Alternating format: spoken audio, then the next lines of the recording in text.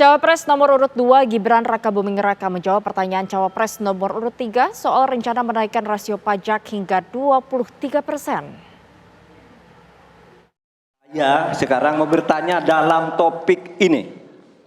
Di dalam visi dan misi Anda disebut kalau rasio pajak dinaikkan menjadi 23%.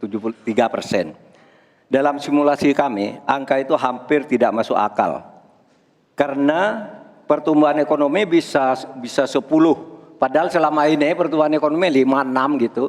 Itu kalau Anda bisa menaikkan rasio pajak sampai segitu bisa 10%. Lalu bagaimana Anda mau menaikkan pajak? Orang mau insentif pajak aja orang tidak ngambil. Terima kasih. Assalamualaikum warahmatullahi wabarakatuh. Waalaikumsalam warahmatullahi wabarakatuh. Silakan Cawapres nomor urut 2 untuk menjawab, waktu Anda 2 menit. Prof. Mahfud, yang namanya menaikkan rasio pajak dan menaikkan pajak itu beda. Satu, gimana caranya menaikkan penerimaan pajak atau menaikkan rasio pajak? Saya tadi sudah bilang di segmen sebelumnya, kita akan membentuk badan penerimaan pajak dikomandoi langsung oleh Presiden, sehingga akan mempermudah koordinasi dengan kementerian-kementerian terkait. Itu.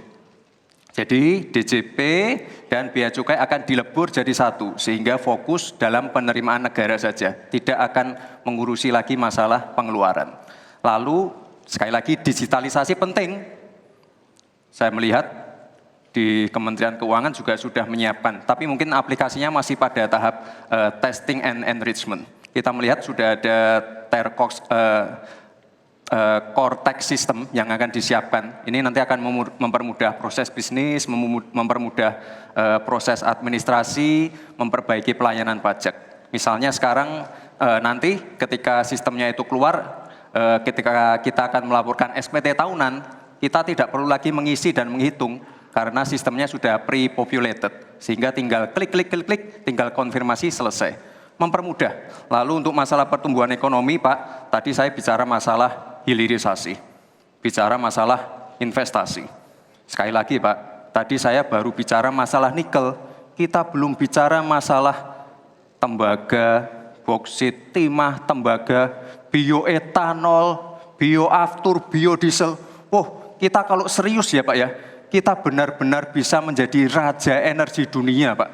Tapi kita harus serius dan harus fokus dan harus ada keberlanjutan dan penyempurnaan. Matur nuwun Prof. Mahfud.